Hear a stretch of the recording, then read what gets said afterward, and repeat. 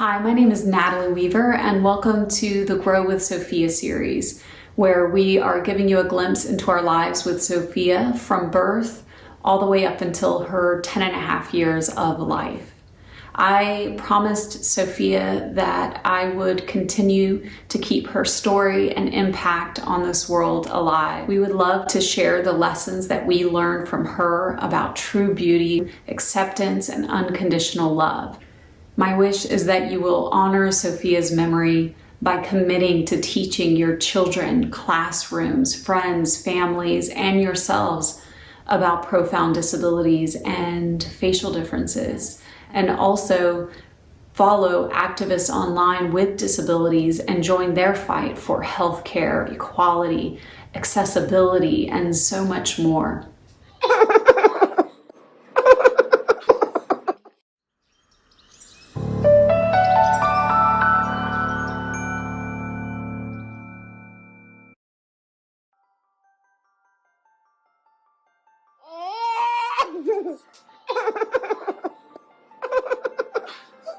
Thank you for joining in to the first episode of the Grow with Sophia series, where we are giving you a glimpse into our lives with sweet Sophia for the 10 and a half years that she graced us with her beautiful presence. So we thought it was important to share the start of the Weaver family, and that is with Mark and I meeting. So we met in 2004, and it didn't take long before we were seeing each other almost every day. We dated for 3 years before we got married, and we just had a really fun time traveling. He always made me laugh. We were going on vacation and we made a stop in New York and stayed the night. I was excited about our trip because I had secretly bought an engagement ring. After he proposed, the next day we flew to Aruba to celebrate and enjoy our 3-year anniversary. And we saw some people getting married on the beach, and we thought that was pretty cool. Next thing we know, we ended up with a wedding planner, and we got married on the beach. And the only date that they had was our actual 3-year anniversary. After we got married, we decided that we were ready to have a family. I was really excited to find out that we were pregnant. Well, she was barely pregnant. Did you like 4 weeks and 1 day today? Yeah. That's good. Believe it. It's true. So it's true. Okay. It's true. All right. It's true, yeah. How fast is that? 171. It's Whoa. a girl. 171. It's moving. Oh my gosh. But we were over the moon excited, and we did all the typical things like decorating her nursery and went to every single appointment and had ultrasounds. And so we assumed everything was going to be okay. What are you looking at? Blurred. Look at that. Yeah, so at 34 weeks pregnant, we found out that Sophia would be born with deformities to her face, hands, and feet, and they told us that they weren't sure that she would survive. I was in denial. I thought they were wrong. I thought, no, there's no way. The day came on October 20th when Sophia was going to be delivered, and the room was full of Packed. full of specialists and nurses waiting for her delivery. It was really scary, and I didn't know what was going to happen, but I remember giving birth to Sophia and the doctors taking her away to the other side of the room to check her out, to work on her. But I remember when they finally laid her on my chest, and I reached my hand out to touch her, and they took her away. I think I loved her immediately.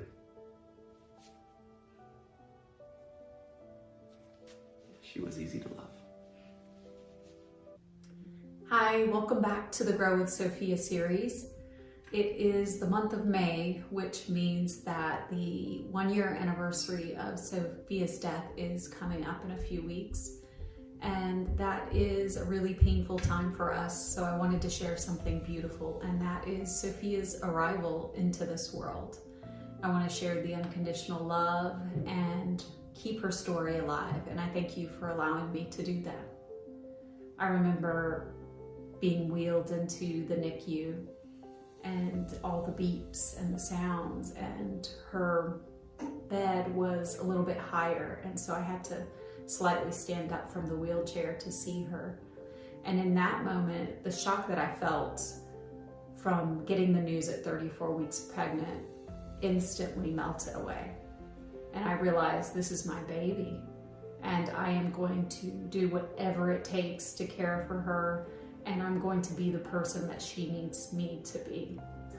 And from that point on, she was my everything, and she had all of my unconditional love. I was the first one to be privileged enough to be with her back in the NICU room, and I changed her diaper, and I'd never changed a diaper before. She was she was so tiny. I mean, I felt compelled to be there for her. We didn't leave her side until they made us leave the NICU room. Her eyes are closed and she's just happy right now.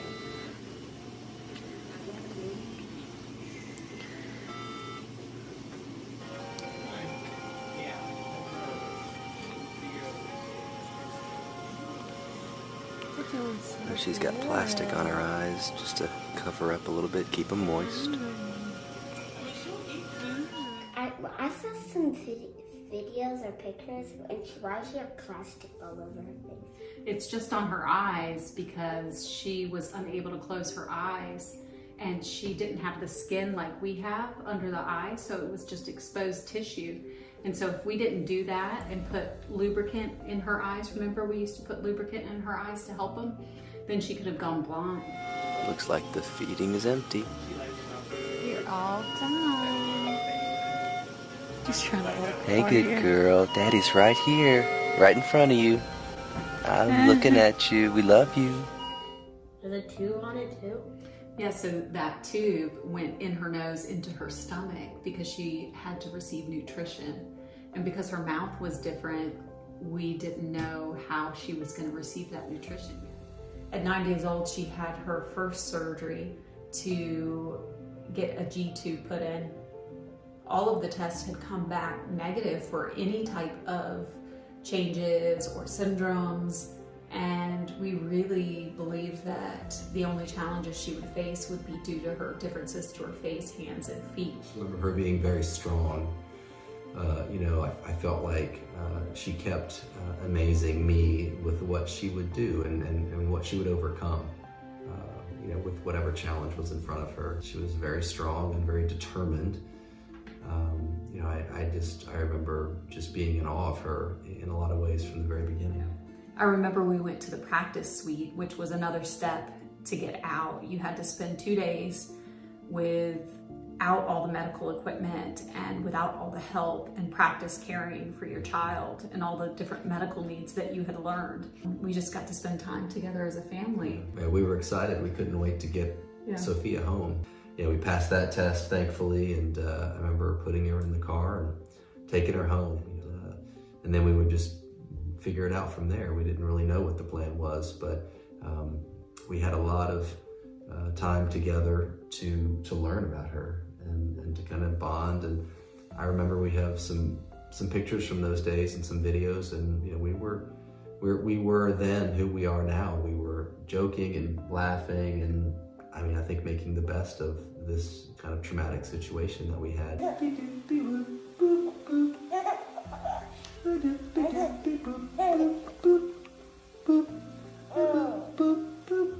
We were just in love with Sophia. She was so sweet. I remember, leaving the NICU numerous times because of not being able to take her home earlier, so we had a month or so of that. And so always driving home with the back seat empty was a terrible feeling. And then the day that we put her actually in the car seat, got it checked out, and we drove away. So we got her home, and she had her room all ready to go and decked out. But for us, it was just a time of firsts. We didn't know kind of what to expect. I think she slept with us for a while, in between us for years, for quite a while. But we were getting used to that, and you know, like Natalie said, the sort of the sounds and the cries and the laughter and everything, just the typical kind of new baby things. But then you layer on top of that the special Sophia things that we had to get to know. But I remember it was very scary in a lot of ways as well, just being a new parent and really being on your own and not knowing exactly what the future held for all of us. But at the same time, it was exciting and it was memorable. And we have a lot of pictures and videos, and I'm glad we took those because it's great to see them now. Oh. Hi, baby girl. Hey, Sophia Jane. She wants what she wants, that is for sure. Mm-hmm. She's a feisty one. Takes after who? You. Mama. So I remember we got Sophia home just in time for Thanksgiving. My parents actually lived several houses down, so I remember walking her over to my parents' house and having Thanksgiving, and it was just a really wonderful time. The thing about Thanksgiving or any other holiday in those early days for sure was everybody would argue over who was going to hold Sophia. Yeah, that was always the thing, is it was always like, no, Papa's going to hold her, no, Grandma's going to hold her. No, Juju's gonna hold her. Thanksgiving was a lot of fun, and then we had Christmas. So she had her first Christmas when she was 2 months old. I just remember appreciating every single moment and celebrating every little sound she would make. Hey, baby, we got you right here. Yeah.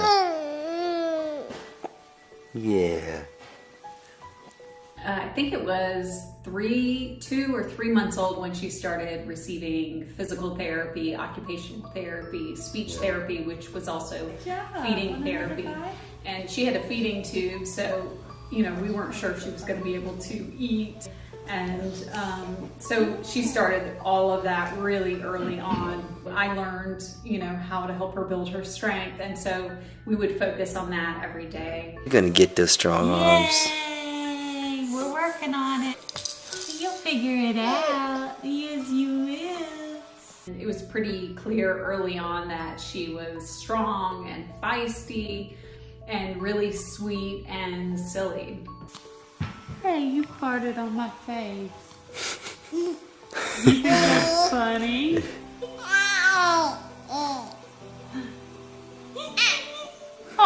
I'm gonna get you, octopus. I'm gonna get you.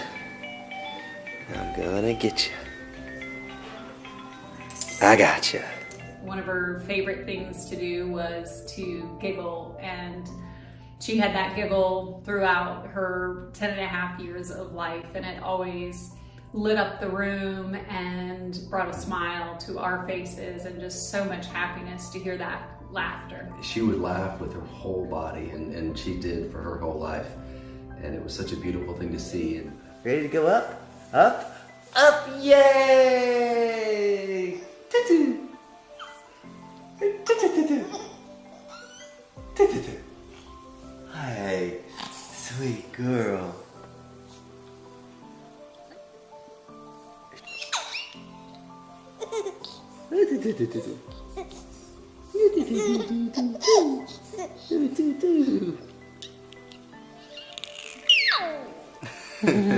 We didn't really know how much longer we'd have with her, and every chance to make her laugh, we would try to make that happen. And what was really great is seeing Mark, become a dad, and they had a special bond, and she was a daddy's girl from the start. Yeah.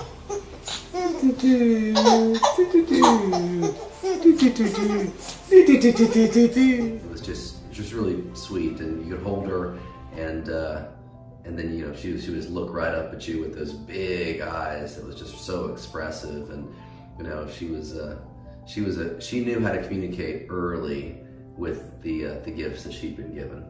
We spent most of our time holding her, cuddling with her, and then appointments had to start, and so we had to start taking her out and about. To us, she was our little baby. Yeah, amazing little baby that had been through so much and wasn't expected to survive birth, and she did. And so we saw strength and beauty, but the only thing people saw when we would bring her out were her differences. And I'm holding my baby and watching people stare at her and react to her in a negative way.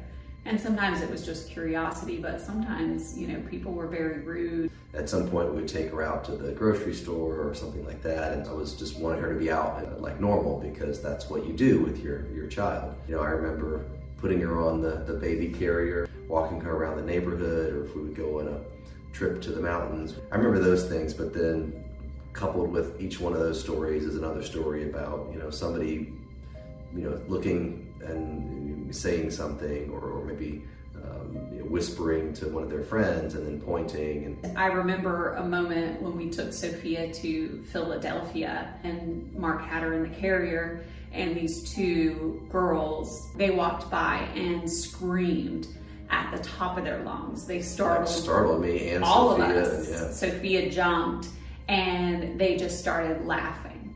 And I remember going to the hotel room and just crying. You know, that's the thing, we never knew what the reaction was going to be. And so at the same time we had that really kind of horrible reaction, this one lady had made it a point to stop me and say to Sophia, "You're amazing and you're beautiful. I'm happy that you're here." And you try not to judge people for how they respond, because, you know, we've had time to adjust, obviously, to who she is, and they were for the first time seeing something very different. But at the same time, I think we can all do better and just understand that, you know, we are all different in various ways. It was both really high highs and really dark lows that year for me. It just it was a tough lesson to learn for a new parent.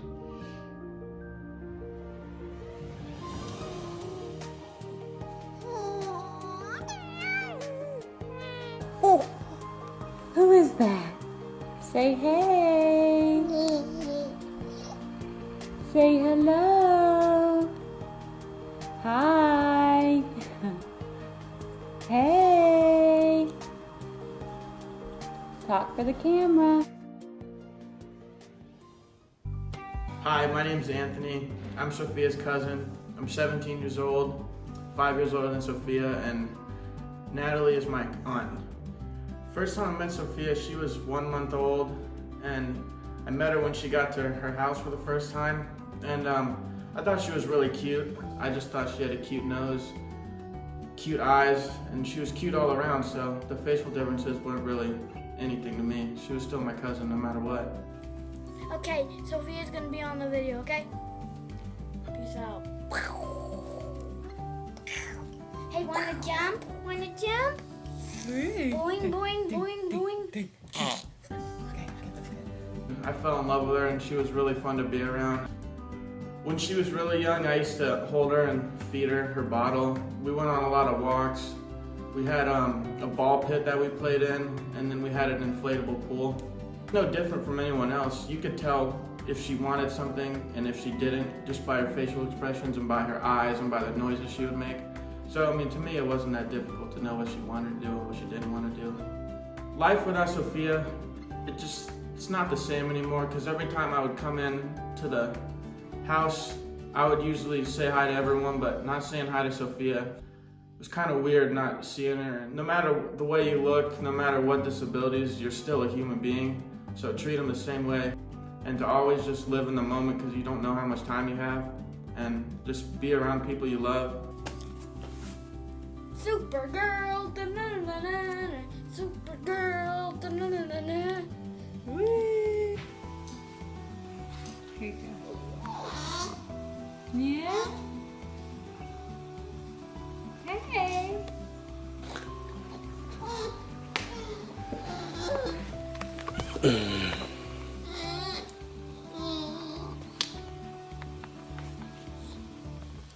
My name is Morgan. I'm 12 years old and I'm 9 months apart from Sophia, and Sophia's my cousin.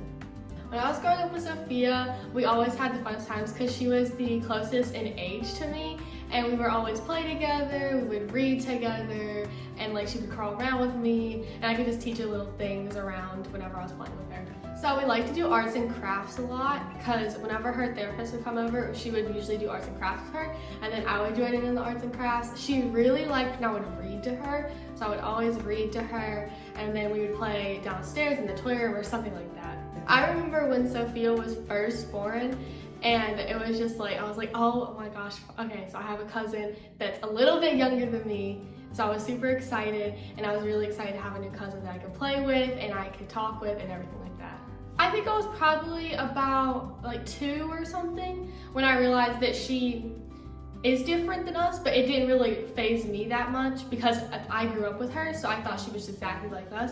But whenever I did realize, it didn't change anything with me and her. I just realized that not everyone looks the exact same. So growing up with Sophia, it made me see that everyone might not be the exact same, but even though they might have their differences and things, that it means that they're still all equal and everything. And if I do see someone in public or at school that does have a disability, it doesn't make me think twice about how they look or anything. It makes me want to go more over there to talk to them and, you know, what their name is, what are their hobbies, things like that, to learn more about them. Because since I was growing up with Sophia, I'm just used to seeing her, you know, it didn't like make me think twice about how she is different.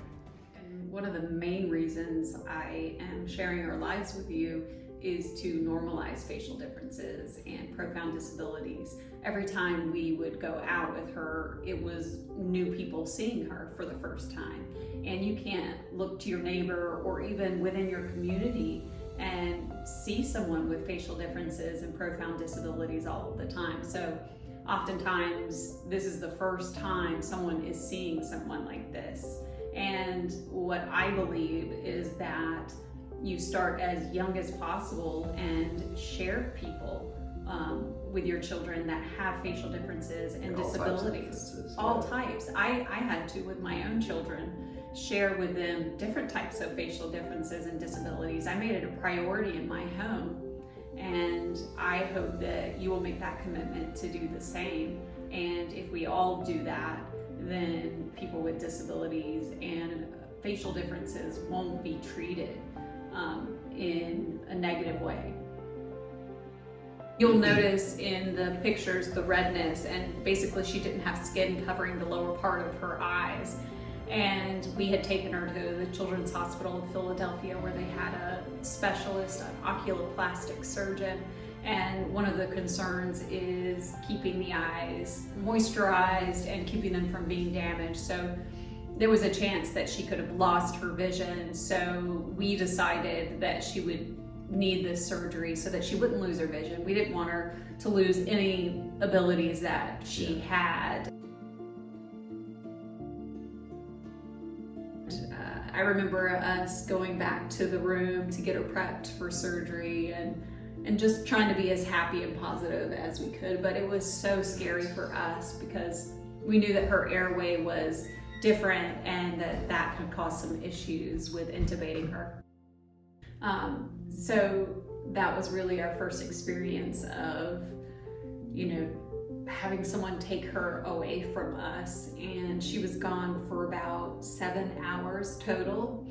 And yeah, we didn't know what to expect when we saw her again. It's hard to see anything like that done to your child. Yeah. You know, even though we know it was the right thing to do and it's something that was going to help her. Thankfully it did, and you know, she had good eyesight for the rest of her life.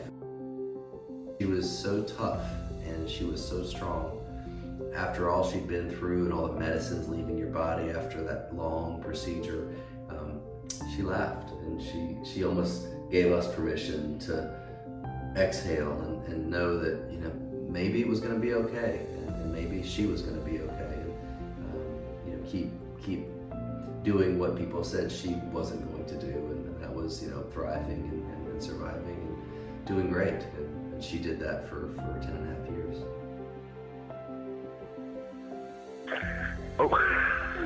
This is very different from the earlier videos you're took. That's right. Careful. Yeah. You love that. Oh, thank you. She pulled my face in and everything. Sophia. Give Mom a kiss. Ow, she's pulling my head in. Good job, Sophia. Here, twisting my neck. Give Mom a kiss. Kiss. Give Mom a kiss.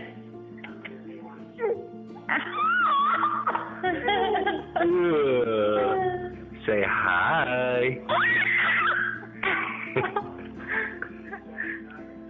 Say bye-bye.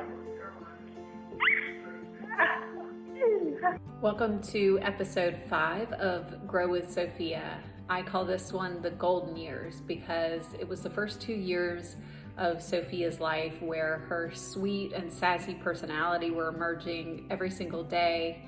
And we had gotten her home and took her on trips and enjoyed life together and watched her develop and grow. And it was a lot of fun.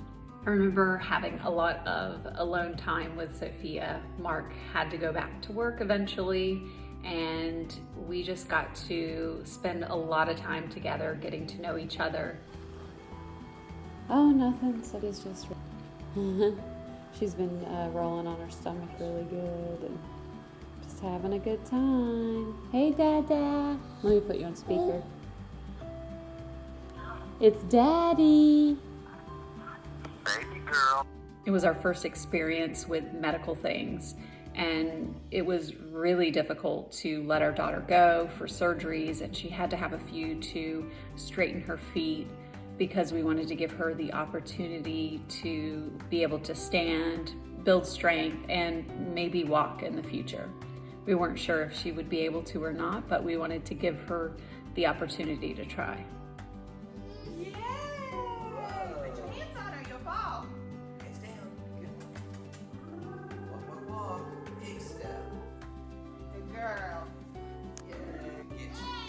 Good job. Come on, girl. Hey.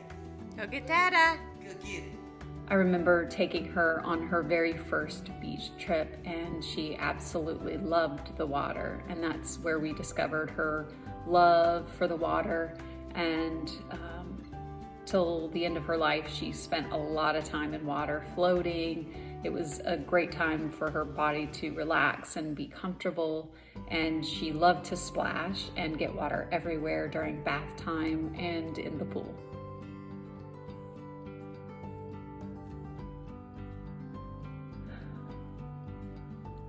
This was a really fun time for us because we took her on many little adventures, and the mountains were her favorite place because she had sensitivity to light. Being in the mountains was nice because it was shaded by trees, and so we would take her on hikes and fun walks around nature, and she really enjoyed looking around and enjoying the sounds.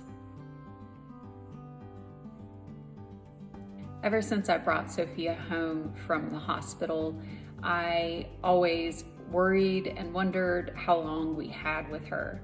And I would ask doctors every time that we had an appointment if they had any idea, if they could help tell me what her prognosis was, and no one knew. A lot of her tests were coming back, and they came back negative for any type of conditions.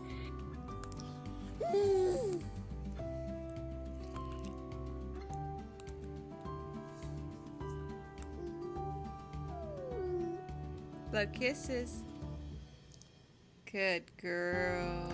I wasn't sure that she was going to make it to her first birthday, but she did, and we celebrated her life.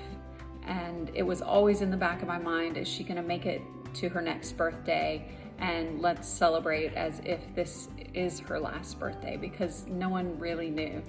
And so she had a ladybug themed birthday party and outfit changes and 3 birthday cakes that I baked her, and we celebrated big time. And every year leading up to her birthdays would bring that same anxiety and fear that she wasn't going to make it to that birthday, or is this going to be her last birthday? But nonetheless, we celebrated and always had an amazing time with Sophia and let her know that she was deeply loved and cherished. I didn't bring it. Yay! Look at Sophie.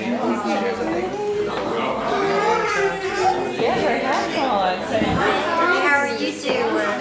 Here we go.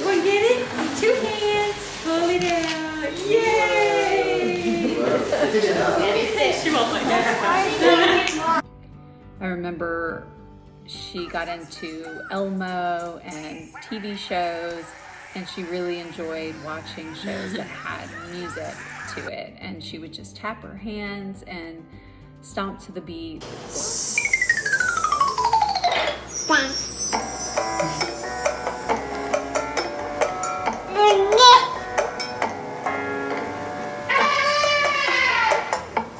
Elephant. Elephant. You gonna dance? You wanna?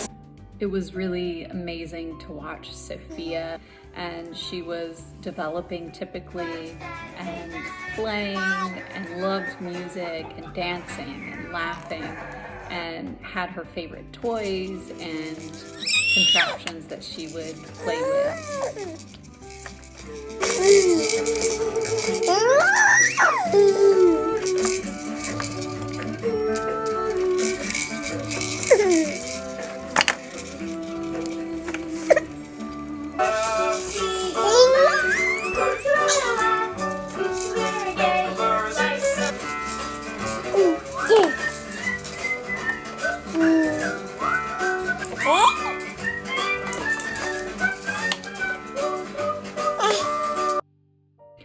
We realized pretty early on that life around us was not accessible to Sophia, and so we tried to make our world in our home very accessible.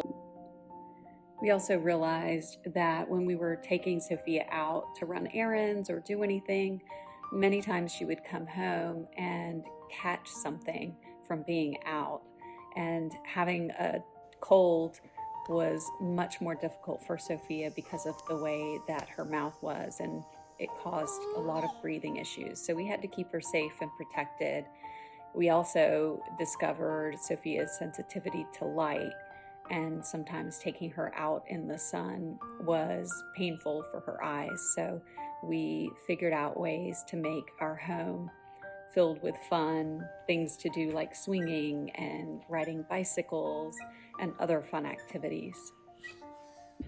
I remember just sitting with Sophia for hours and just watching her have fun and laugh and play, and she would make us laugh, and she had the amazing ability to just make you live in the moment with her, and we cherished every moment.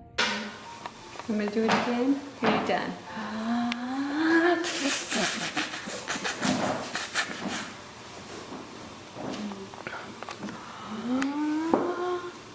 There's Dada.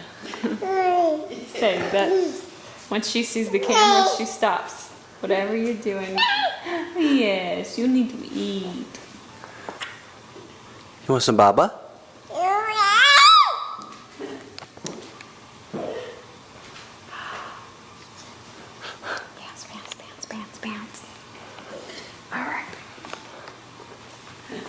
It was so much fun to spend holidays with Sophia and dress her up, and I remember she loved Halloween. Say hi.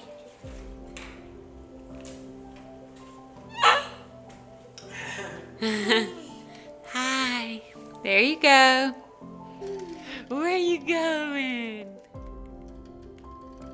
There you go. Good job. Come get me. And though we did have stressful times and a lot of medical appointments, we managed to have a lot of fun. And that's thanks to Sophia, because she was always laughing and smiling and enjoying cuddling with us and spending time together. You say hi. Pick her up. Dada. Can I get you? Dada. Ready to get up? Okay.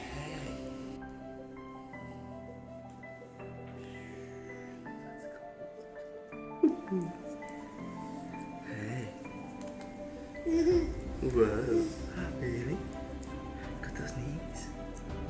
We discussed the fact that Sophia was one of a kind, and we were told that it was very possible that there was a spontaneous genetic change. Mark and I were tested, and there was nothing hereditary found. And so we decided that we were going to have another child. We wanted to grow our family, and we wanted Sophia to have a sibling, and it was really important to us. And so we got pregnant and found out we were pregnant with a little boy. Although it was very exciting to be pregnant again, it was very scary. And my doctor understood this, and she was amazing and allowed us to get ultrasounds when we wanted to make sure that Alex was doing great, and he was. Sophia was amazed by her little brother, and she really loved being a big sister to both Alex and Lila. She was so sweet and gentle. One of the reasons we decided it was a good time to have another child is because Sophia was doing really well. She was healthy and developing, and all of her tests came back negative for any type of syndromes or medical conditions. And we had no way of knowing that right around the corner, the syndromes and medical conditions would begin to present themselves in her. And that was the start of many different medical issues.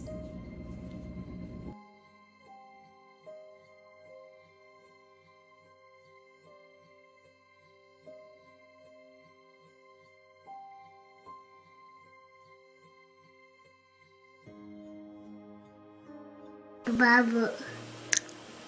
Baba.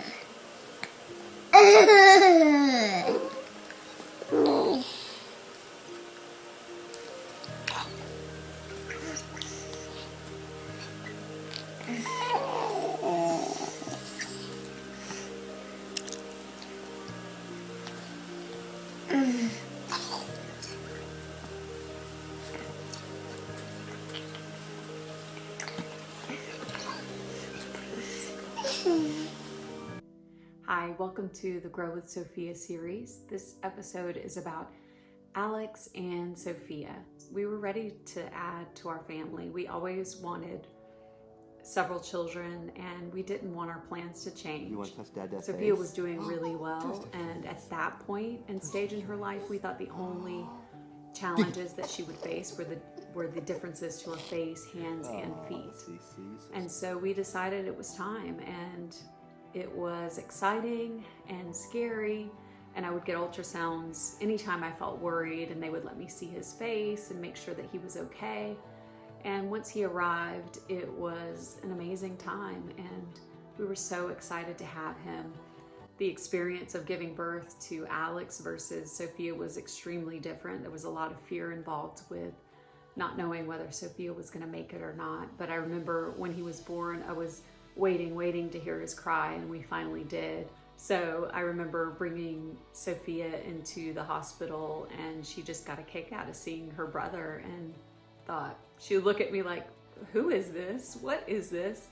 And I just remember bringing him home and how excited she was. Though I think there was a point where she's like, okay, are you going to take him back?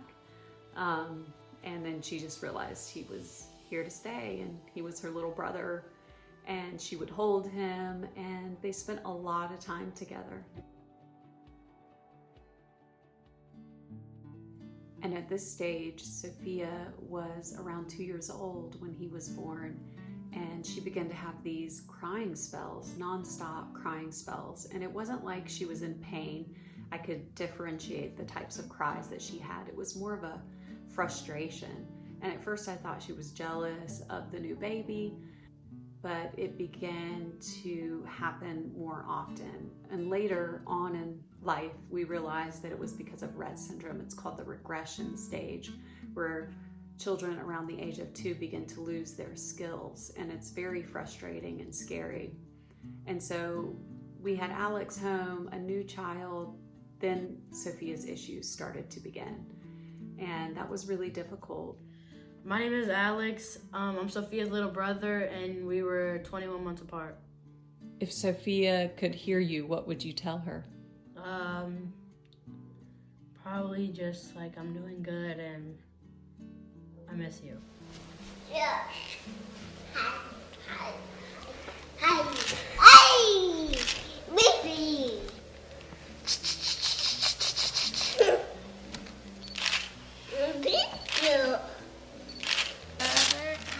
It's a cookie bake set. Oh. Yay! You can pretend like you're baking. What were some things you played when you were younger? I mean, when I was younger, I used to like climb on her, and she used to try to like bite. I used to try to like bite her, and she like to scratch me with her nails and stuff. But like we sometimes played like I pretended that she hit me really hard, and I like flew backwards and stuff. We just had a lot of fun, and yeah, I missed that.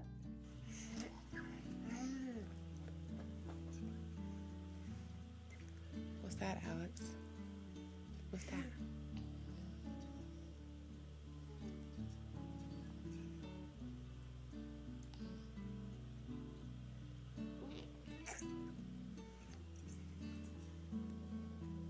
What was your favorite thing about Sophia? I mean, she was just sweet. Her laugh was so nice, and like we just like played, and like we had the same sense of humor. It was really fun. Do you ever remember stressful times when she would need surgeries or serious medical care? Like, what did that feel like to you? I mean, it's just I was worried all day. Like when I went to school, like in 3rd grade, I was doing something and I just like couldn't think about the tests and stuff. I was just thinking about if Sophia did good. And like when we first get home off the bus, I just ran home and went to go see her.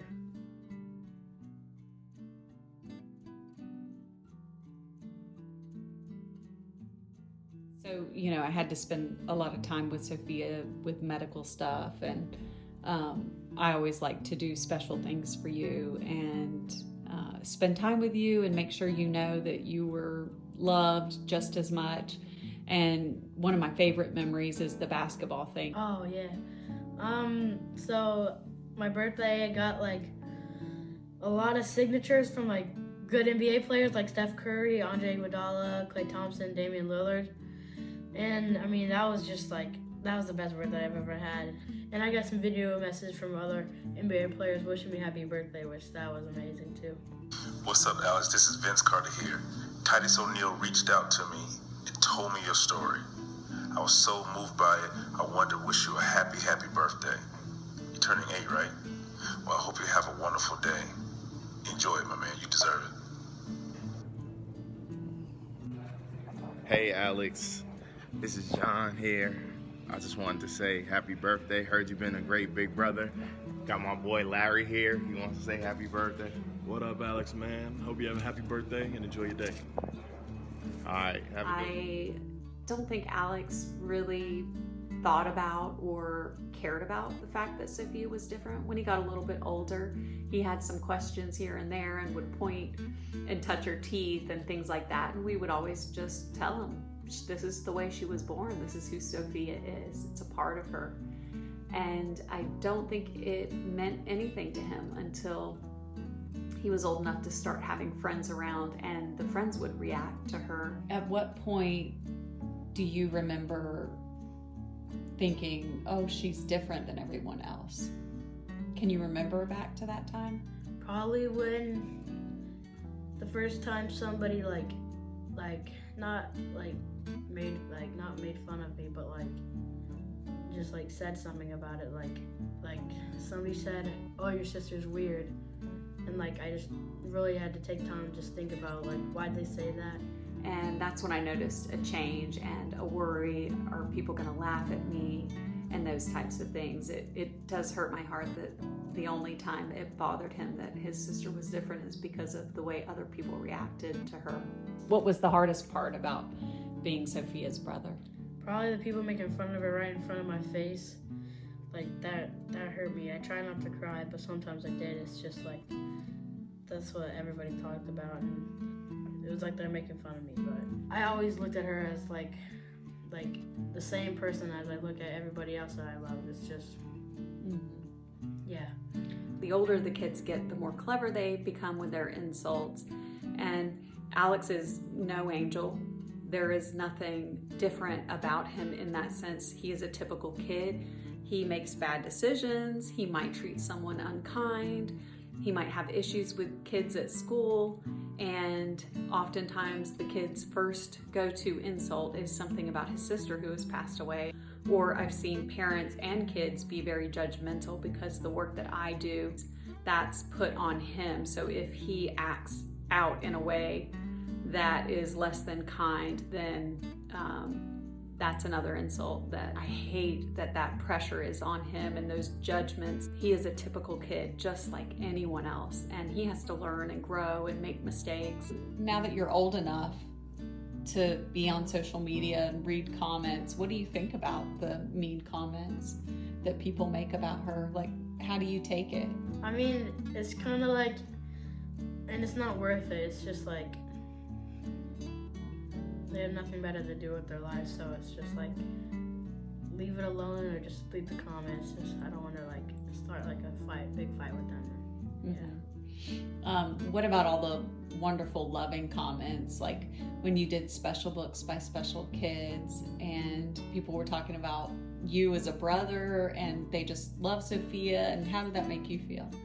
I mean, it made me feel good, yeah, to know that people out there like care for me and Sophia, and you know, that's when I knew that not just only people around me had my back, it's everybody who said that. Makes her super beautiful, and I think the way she is way beautifuler than I've ever seen in my whole entire life. Why?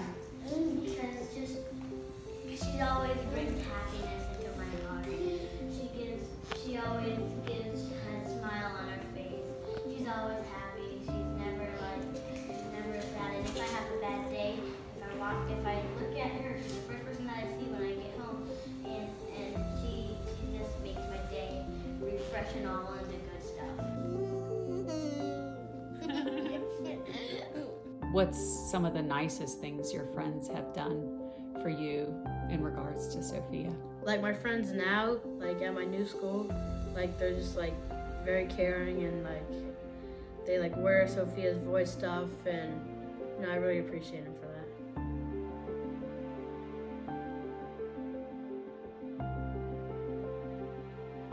I was young, so like I couldn't really I didn't know how to ask the questions, like see if she was gonna be alive longer than like I thought, like if she was gonna be there with my whole life or shorter than that. So it's kind of like, this is hard because I just wanted to know if she was gonna be with me her whole life or not. Mm-hmm. That was just what I wanted to know. When you found out that she wasn't gonna be with you for your whole life, what did that feel like? I mean, it felt bad. It was just like, I just wanted to spend as much time as I could with her before she passed. Something to say. You know, walking into that room and not seeing her there, it made my heart feel bad, and it's just, I don't know, I didn't really understand it. I didn't really understand what was happening. So, and then once I really processed it, it just hit me that I'm never gonna see her again. And yeah. What do you miss most about her? Her sweet laugh, and just how that me and her had a connection that nobody really could break. It was just when I got home, she used to call my name, and she could just tell that I'm ready to come upstairs and go play with her and laugh with her. And it's really hard to watch your child, who deserves nothing but a carefree, happy life, go through something that is so difficult. And we made sure that we all had grief counseling, and he had grief counseling and anything that he needed. And I'm just so proud of the boy that he has become, almost teenager, and he's just such a special person, and I'm so proud of him, and I'm so glad Sophia had a beautiful, sweet brother like him.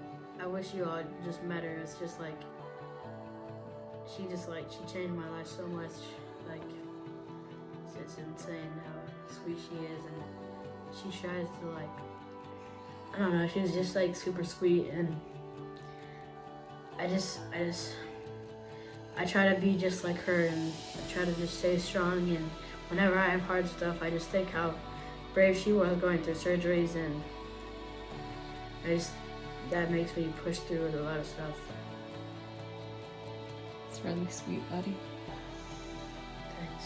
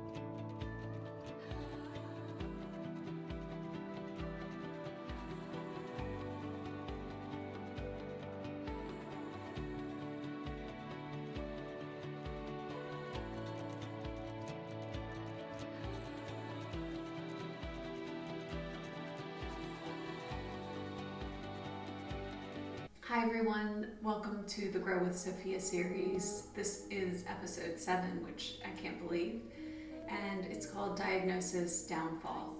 This episode's a little bit different for me. In the past, going through memories, I have a huge smile on my face and it just floods in really happy memories. But this episode is going to condense several years together. For several reasons, it's a difficult thing for me to see Sophia get diagnosed with these life-limiting illnesses. And at the time, I employed the use of toxic positivity as my way to survive and to get through and to get out of bed every day. And it's not necessarily bad. Positivity is a good thing, but what I did was deny all of the sad emotions, the fear, the pain, and I don't regret it because I had to continue to be a mom. I had to be strong for Sophia going through these surgeries or different tests that she had to experience. And so I did what I had to do. I probably didn't unleash those repressed emotions until 2016 when I became a public advocate. And I'll save that all for another episode down the road. It's hard to revisit these memories that a lot of them I blocked out. But something that I did realize while revisiting some of these repressed memories is that it also repressed some of the good memories during this time, and there were so many of them. I am in awe of how Sophia handled all of these new complications arising, and proud of the way Mark and I handled it, because we just accepted her abilities and we accepted the fact that she was regressing, and we continued to adapt to her and adapted things to her to make life work for us. And we still went on trips and laughed and had a lot of fun and managed to balance everything during this time. So I'm glad that having to revisit sad emotions, I'm glad that it brought up these good memories as well, because I didn't realize that I had forgotten them because they were in the same time frame. So I will start this episode answering the most commonly asked question, and that is, what is Sophia's diagnosis? But first, I want to mention that when she was born, these conditions did not present themselves, and so she had no diagnosis until she was 3 years old. And none of these conditions were caused by anything other than a spontaneous genetic change, and they were not hereditary. And the first diagnosis she received was the diagnosis of an immune deficiency. It was rare and didn't have a name because she didn't have any B cells, and it affected other parts of her immune system. And then soon after, we realized that she was having seizures.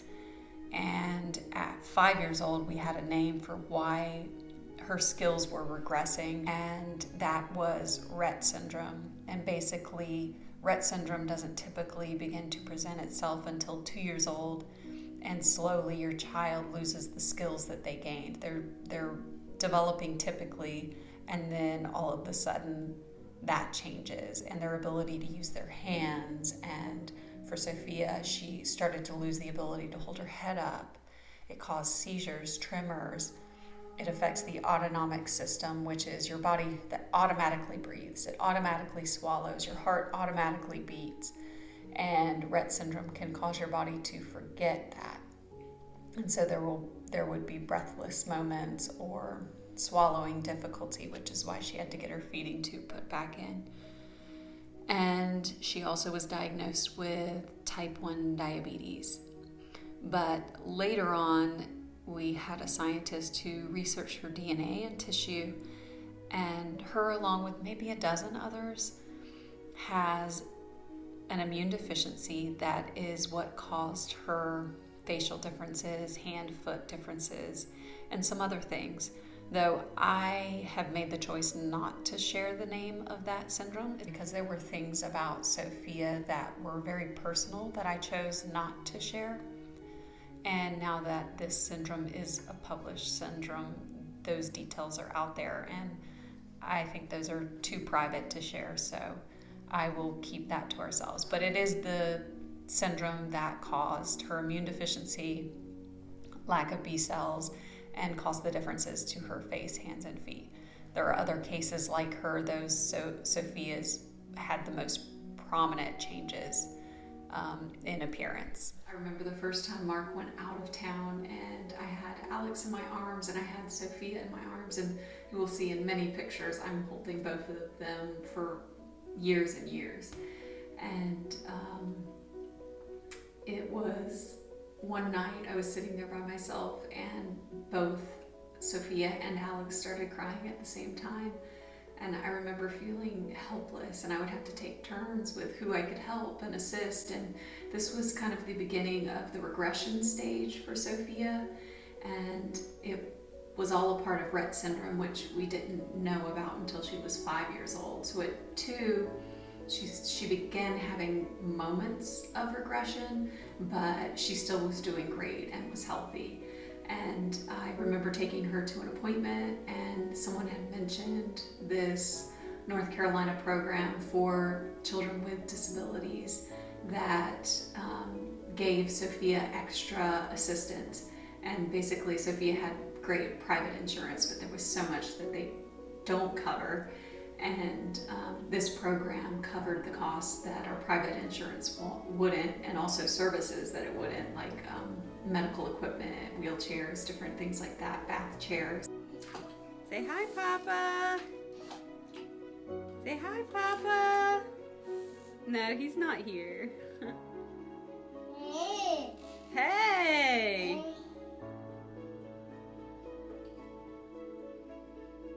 The most important part of this program was that it provided in-home nursing assistance, and it allowed us to set up our home in a medical type way so that Sophia could have everything she needed at home and get the care that she needed at home.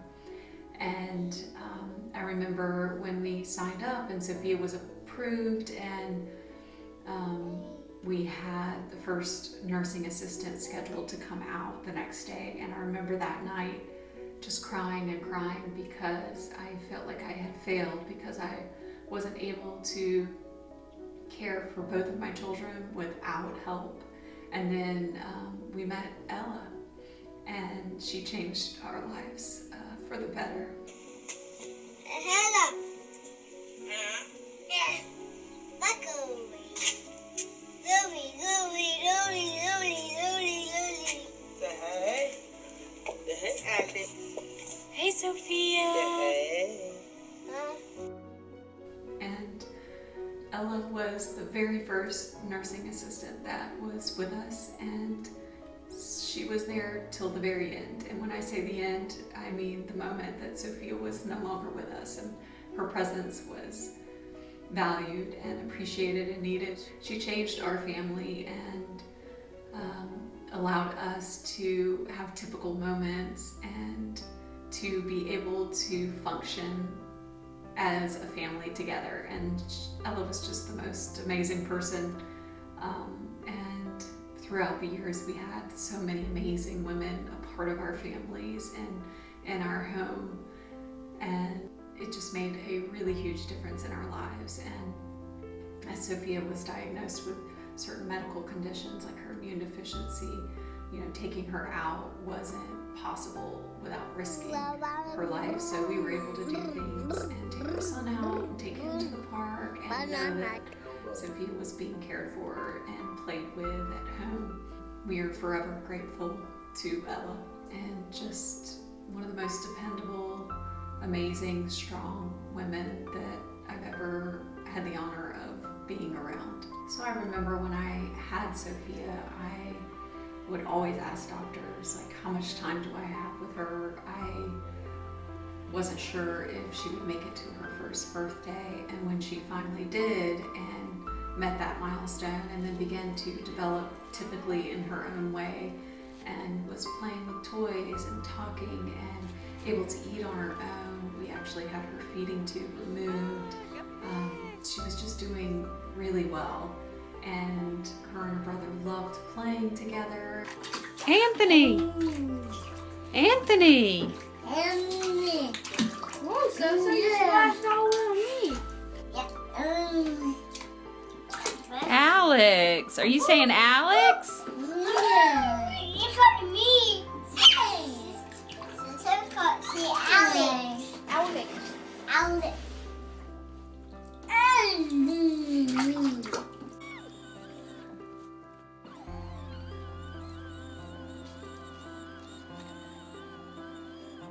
Okay, let's go forward. I hear Sophia. How's Sophia dingies?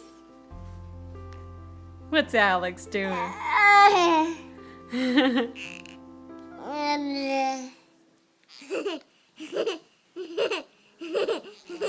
And Sophia turned 3 years old, and she had a sweet little birthday celebration, and we had no idea that this birthday would mark the last of her life without medical complications and different medical issues every single year added on. It wasn't until she was 3 years old that she was diagnosed with her immune deficiency. And I remember she had fevers for 5 months long.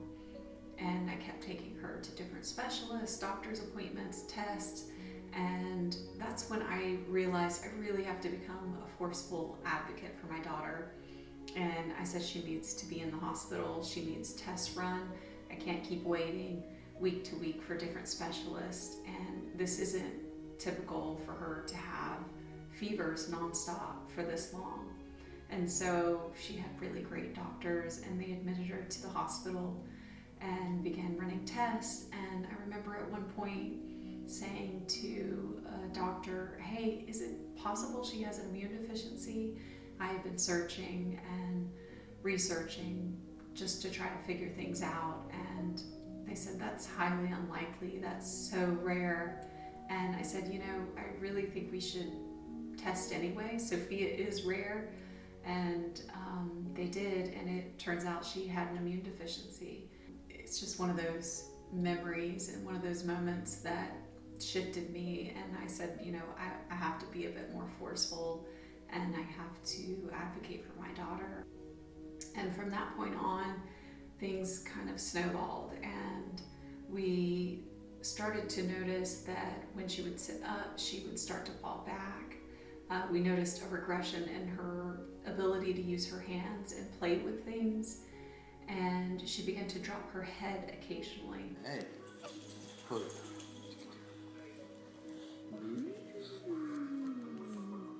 Alex, say hi. Hi. I love you.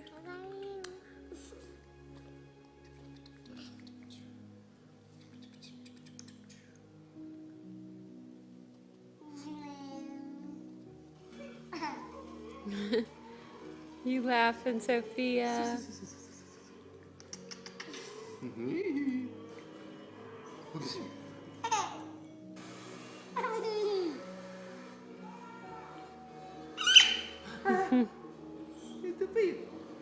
And so we had her tested for seizures, and it turned out that she was having really severe seizures. And while she slept, they were happening constantly in her brain. And that was a horrible thing to realize. And that's really when the regression began. And it was moment to moment what her abilities would do and what she could do. And slowly over time, she began to lose those abilities.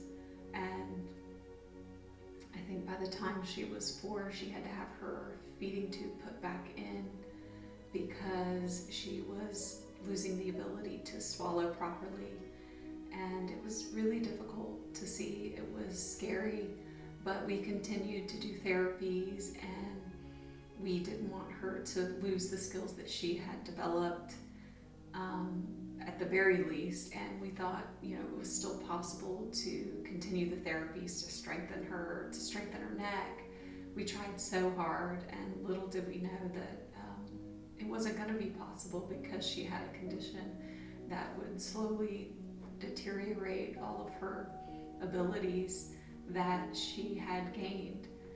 When Sophia was 4, she was having a lot of health issues and wasn't able to hold her food down, and you can see in the images how thin she was.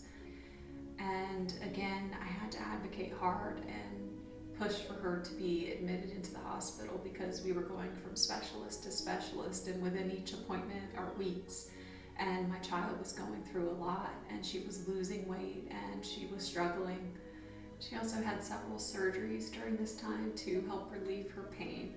And as I've mentioned before, the only surgeries that she would have were to relieve pain and to make her function better so that life could be more comfortable for her. And it was a difficult time to watch her go through that. But it was very important to me to accept her as she was. And so I pushed away any fears or sadness that I had that she was changing and needing more help. And in the good moments, we had fun and continued to do the things that we loved, like dance parties and celebrations and spend time with family. And she continued to be joyful and continued to laugh and have fun and cuddle and be sweet. And she was handling what was happening to her, although it was frustrating and scary for her. She would live in the moment. Many of those years just felt like I was trying to survive and be the strongest that I could be. And when you are the main caregiver, you push your emotions aside to help your child. As times got difficult and time went on, we realized that we were likely going to lose her. She had the immune deficiency, which was life-limiting. And then when she was 5 years old, she was diagnosed with Rett syndrome, which is what was happening all along, which is what caused the regression of her skills. And so a lot of things came together when we received the Rett syndrome diagnosis. But it was really hard to receive that diagnosis because with that comes the knowledge that these children can pass away and they are at a higher risk for sudden death, not only because the autonomic system can dysfunction, but because of seizures. And so she had many things that could put her life at risk, and that was a difficult thing to accept. But we did, and you try to live in the moment, but it's always, always on your mind. And you begin to live in a state of hypervigilance and fight or flight, listening for every little sound and watching everything. So there was a lot of grief involved in receiving life-limiting diagnosis. It was such an opposite feeling at times. We're dealing with so much with Sophia and fear and pain and sadness, and then we had this little light just running around and being sweet and silly. So it was this wonderful balance to have that and put life in perspective and remind you that despite what's going on, you have to continue to live and move forward. And he brought so much joy to Sophia, and she would just laugh at him and they would have fun together. And even though her skills had decreased, it didn't matter. They learned to play with each other in whatever ways they could.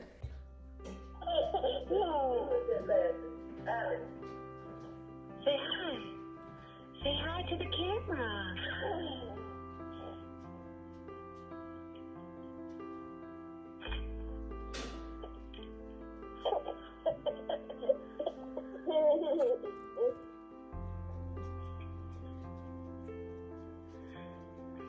You kissing Sophia. Good kiss. Aw, sweet.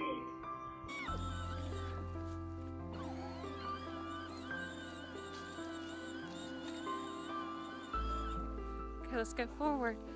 But when we decided we wanted to have Alex, Sophia was doing really well, and we just thought her challenges would be physical ones. And so we wanted her to have a brother. But when we thought about having another child, it was a very different thought process, because at that point I knew at some point I am going to lose my daughter. And I don't want Alex to be alone and not have a sister or a brother. And so we decided to expand our family, and we had Lila and completed our family.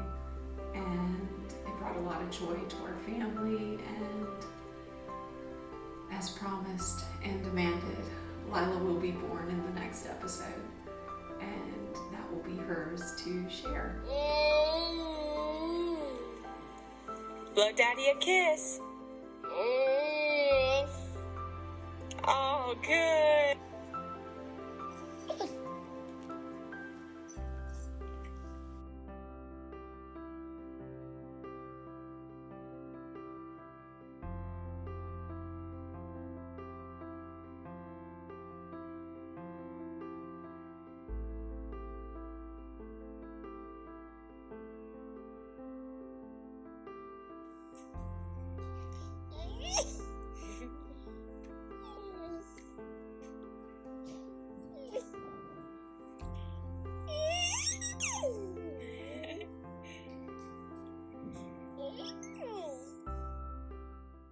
Hi everyone, thank you for joining into episode 8 of the Grow with Sophia series, which includes Lila.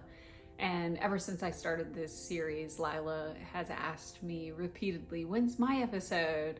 And we've been going in consecutive order of the years, and I keep telling her, you're not born yet, you're not born yet. So this is about Lila and her birth, and their relationship was a really beautiful one, and I'm excited to share it with you, and so is Lila. Hi, my name is Lila, and I'll be 10 in 14 days, and my big sister was Sophia, and she was 5 years apart from me.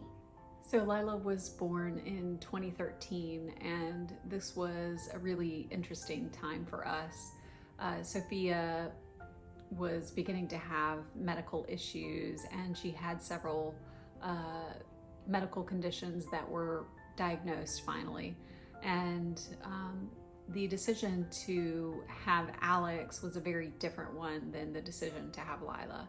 And when we decided we wanted to have Alex, Sophia was doing great and none of her medical conditions had presented. So she was progressing and developing, and we just thought the challenges that she would face would be her differences to her face, hand, and feet, which we could manage. And we were already adapting things for her to make them work, and she was doing really well. Hey. Hi. You getting a bath? You are. The difference in our decision making this time was Sophia began to not do so well. Her health was declining and she was having issues, and she had a rare immune deficiency and had some other issues happening. And since Sophia's birth, I always instinctively knew that she wouldn't be with us forever. And we didn't want Alex to lose his sister and then have no siblings. And so we decided that we wanted to expand our family and have Lila. and she was a great addition to our family. She is so loving, kind, sassy, and extremely independent, and really would fight for independence at 2 years old. And she's just an amazing sister. Just want to get a little cold. What kind of face is that? I love you, Neil.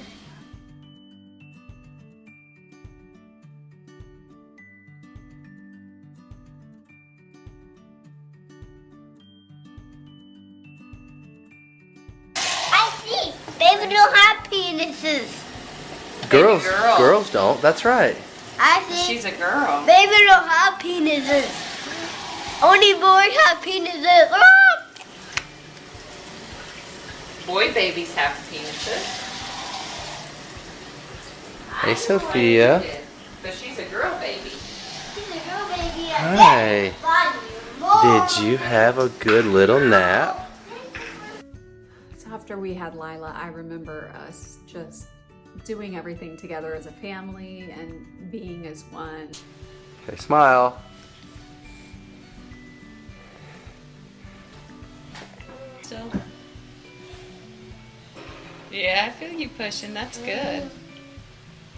That medicine help your muscles relax? Huh? Yeah, it did, didn't it?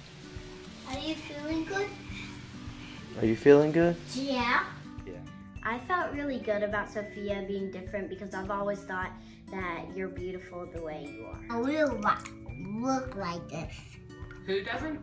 Me. He did not look like this. Oh.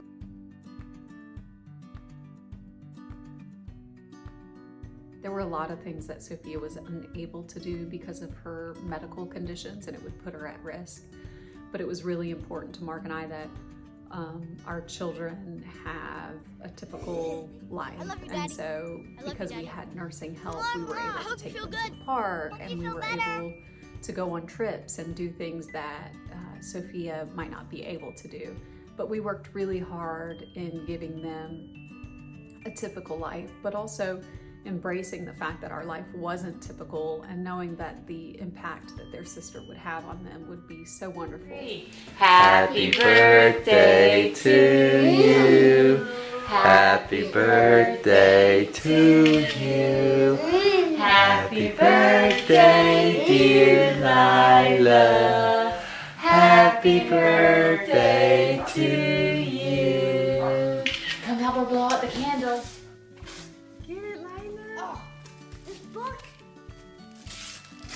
Oh, cool. What's it say? That's for all of you. That's for Sophia, Lila, and it's romping monsters, stomping monsters. I thought it opened the other one, but I don't know. Good job. Is this one mine? That is a stacking toy, Lila. Oh, right. I was going through the past videos and pictures. There were things that I haven't even processed that we went through, and just kind of combining those years and realizing the state of hypervigilance that I was living in and the things that were happening.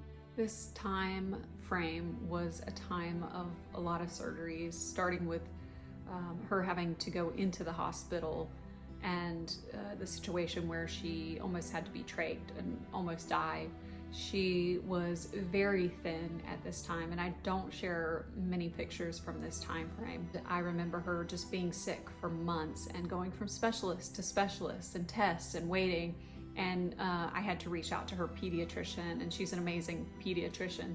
She always listened to me, and I said, we can't keep doing this. She needs to be admitted to the hospital, and we need to figure this out.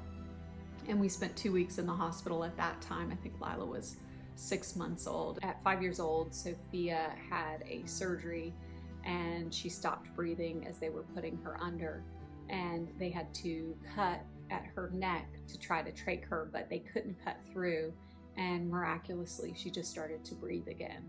And we aren't sure for how long she wasn't breathing, but I remember the anesthesiologist coming to us in the waiting room and letting us know what happened. And I just remember the shock that I felt and the feeling of fear about the fact that I could have lost my child. It was very difficult to go through that, and I remember at some point soon after that, Duke University called. There were specialists that were examining her DNA, and they found out that she had Rett syndrome. And she was 5 years old, and I think it was easily missed because of all of her other conditions and issues going on. And as always, my first thought was, what is the life expectancy of children with Rett syndrome? And in doing my research and talking to the specialist, they are at a higher risk for sudden death. And it explained a lot of the things that she was going through. It also caused loss in swallowing and the ability to. Some moments she could, some moments she couldn't, as well as speaking, using your hands purposefully, holding her head up at times. And it caused seizures, really bad seizures in her. And at this point, Sophia was also developing new symptoms like dystonia and tremors, and her body would shake or tighten up. And there wasn't much that we could do other than hold and comfort her. And it was a really difficult time to watch her go through so many difficult things. But despite all of this news, we continued on as a family and tried to keep things as happy and fun as possible for all of our kids.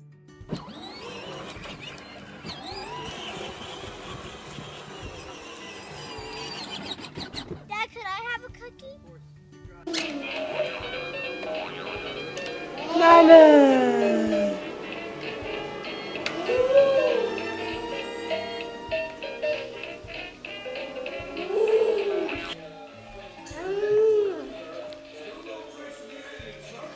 Hey, Sophia!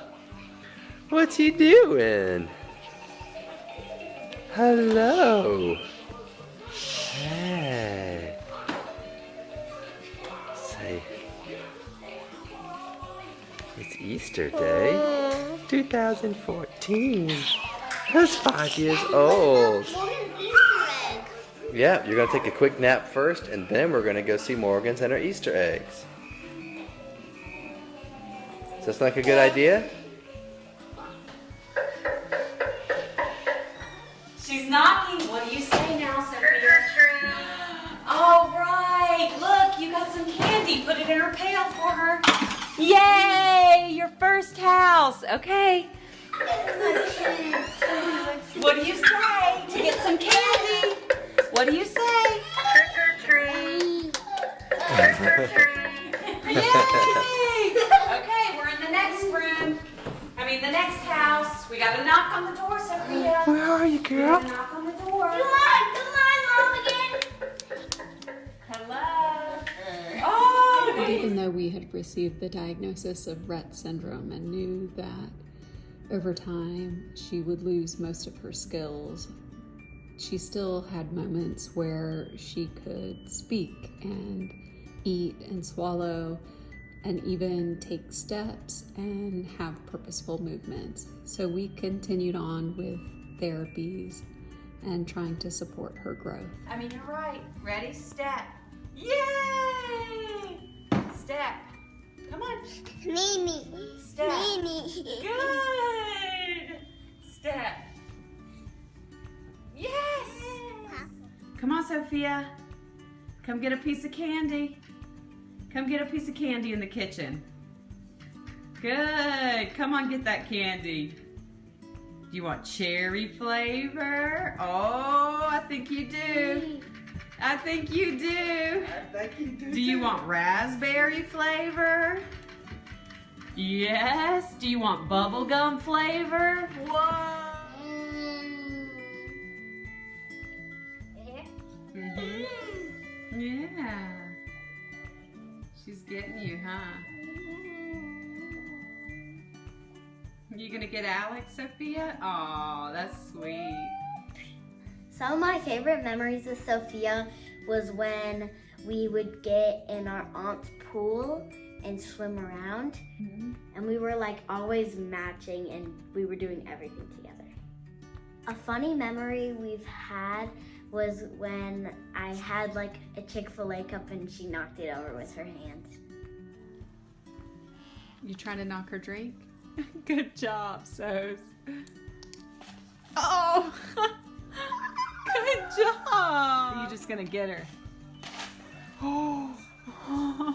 Get your sister.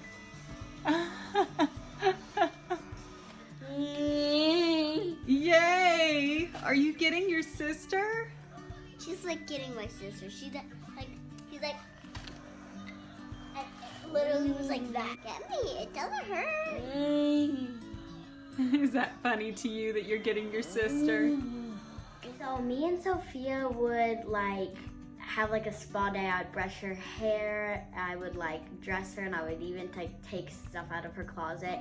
We would like get in the pool together, and we do all kinds of fun stuff like shake her maracas and listen to music. Turn the chair around so she can see. Where do you see an Easter egg, Sophia? Do you see an Easter egg? Did you find another one? Did you? Yeah, you. I found it. Yay! Good job. Also, I like love to read her books. Like the books that I like to read, I usually just read them to her, and she liked that. And I used to like plug my iPad into like my headphones, and I would like grab her wheelchair, and we would like dance and sing together. She began to have more choking spells. And this is a question I get a lot about her mouth. Her mouth did not cause her any pain. It's just the way it was formed. She has lips on the outside and it doesn't cover her teeth, and a little cute little button chin. But what was happening is she was growing. Her tongue was growing at a normal rate, but her jaw was recessed and it was not growing. And so it was causing her to choke. And so it was growing out and down. And so in these images, you'll notice her mouth is more wide open, her tongue is out, and that's because she was losing space, and it was just the way it was gonna grow is open and out. And so she had to have a jaw distraction surgery. And it was probably the most traumatic surgery. And after that one, I vowed to never do that again. And so basically, before she had the jaw distraction surgery, she had the metal hooks put in. And people asked me about those with the rubber bands. And basically what that was meant to do was to close her mouth up and to stabilize it. And so when it would grow, it wouldn't grow down and out, that it would grow together. It also helped her swallow better. And so that's why she had the metal hooks and the little rubber bands, because it helped stabilize her jaw and stopped it from growing in the wrong direction that would push the tongue and cause her to choke. And it was just traumatic. And I knew that that was never gonna happen again. She was never gonna get a surgery like that. And it just brought on some realizations that the surgeries that are available at this point to help her are really traumatic, and they are no longer just to take away pain, and they're kind of taking away from her quality of life. And so we noticed that Sophia was in pain when we would move her, and so anytime she was in pain, we would make appointments with every single specialist, because it was my job to find out where the pain was. And we could do scans and we could ask her, and she would give us looks. She would be able to help us figure out where the pain was. Can you tell mommy what hurts on you?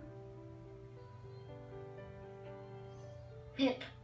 And so we would go see specialists, rule things out, and then we found out that her hip was out of the joint and it had been worn down so bad.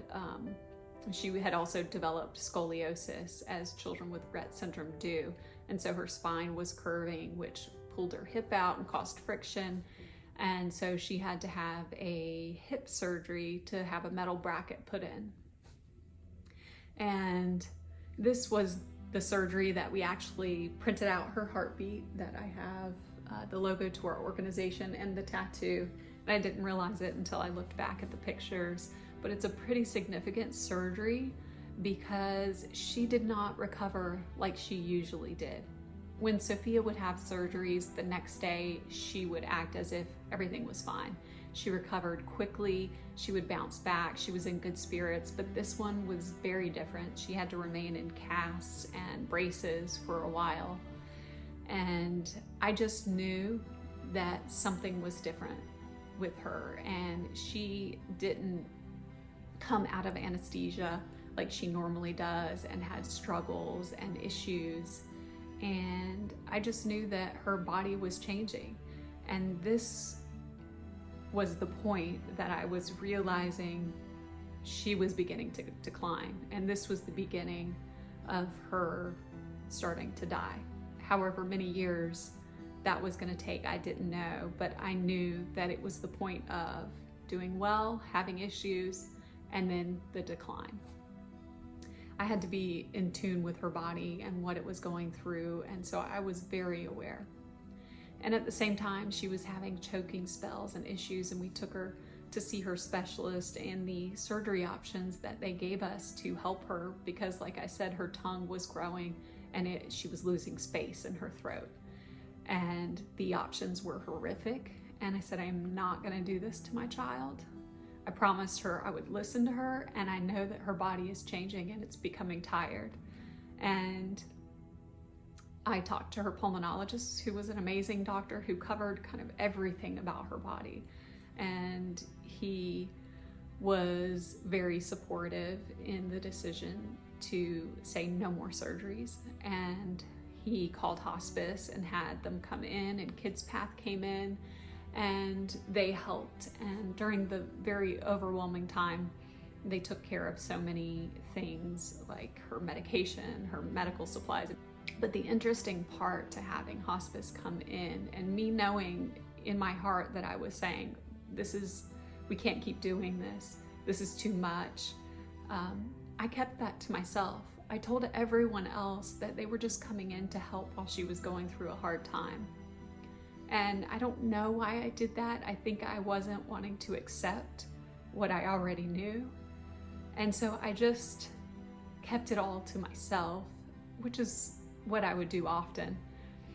And just tried to pretend that everything was okay. I just wanted to feel normal. And so that's what I did. I lived in avoidance quite a bit and tried to act like I was completely fine. And I did that a lot. When you're going through those types of things, you, as a mom, have to be strong, and you have to do whatever you have to do to survive and be a good mom and help your child through whatever it is that they need, also while carrying in your head the trauma. I felt really sad for her because I didn't know how she was feeling, but also I'm very proud of her because she is a very brave person. I helped with medical stuff, but not the serious stuff, but I would check her heartbeat, and then I would tell Mom how it is. When she grows up, she's gonna be like Morgan. You probably don't know who Morgan is, right? I really enjoyed being a part of all the interviews, and on the SBSK interview, I was saying funny stuff like her feet are so small, and when I'm 16, she's gonna be 80. You play together? Yes, we play, and we usually play when Simon says, Fox, what time it is, and she said that she wanted to be a doctor when she grows up. Special needs doctor. so I can take care of my own sister. When I heard about when she died, I didn't really get it that much because I was really young, but I didn't really I didn't get it, and I just got really sad because I just didn't know what to think about it. I didn't know if I should have been really sad and cry about her, or I should just been in shock. And she got this Sophia doll, and I would jump on the trampoline with it, and I did gymnastics, so I would make it do the splits, and we would do it almost a lot of things together. And we have these like clothes for her, and I would like change her and do all that stuff. It was important to me so I like took her like a lot of places with me because it just like looked so much like Sophia and it just reminded me like her. My favorite things about Sophia is she was really funny and she's really kind and she was kind of sassy, but I really liked that about her. The things that I miss most about Sophia is just her positive attitude, like, and also whenever I would wake up, I would just go see her and then like make videos with her, and it'd be so much fun. Sophia taught me how to be a brave girl and how to take bad things and turn them into good things. I miss having a sister because like it's a girl and like we would do everything together, but also having a brother is just like, once you've had a brother for a long time, you just get used to it, and once you haven't had a sister for a long time, you also get used to it, but I would always love to have a sister like Sophia. Good.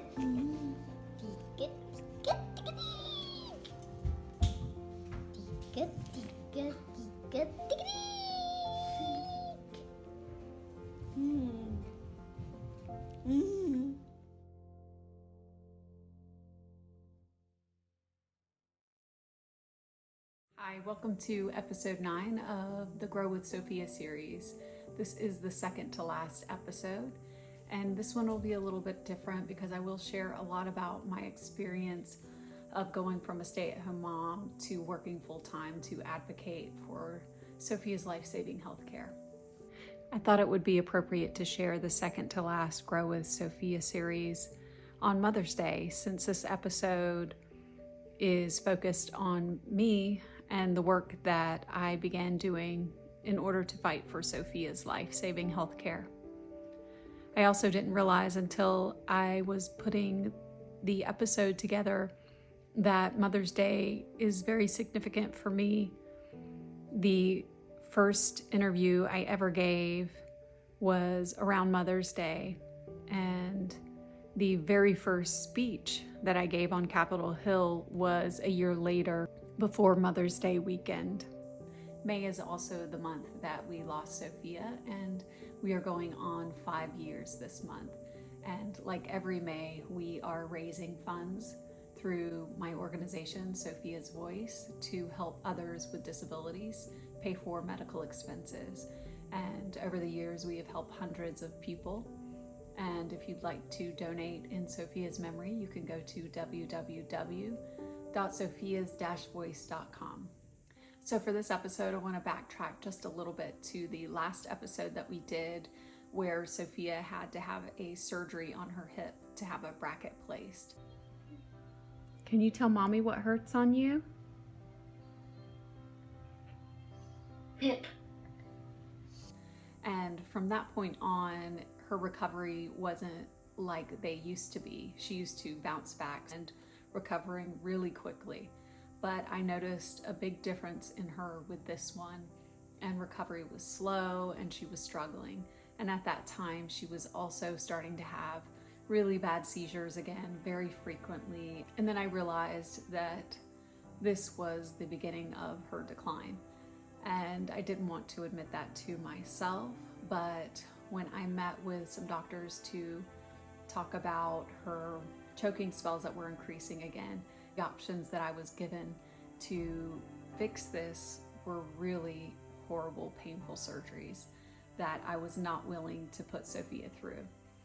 And I started to begin to realize that we were getting in the area of doing these really painful, life-extending surgeries that would add to her pain and not necessarily give her the best function in life.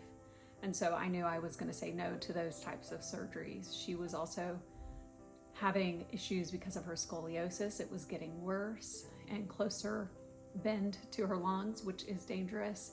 And she was having the increased seizures.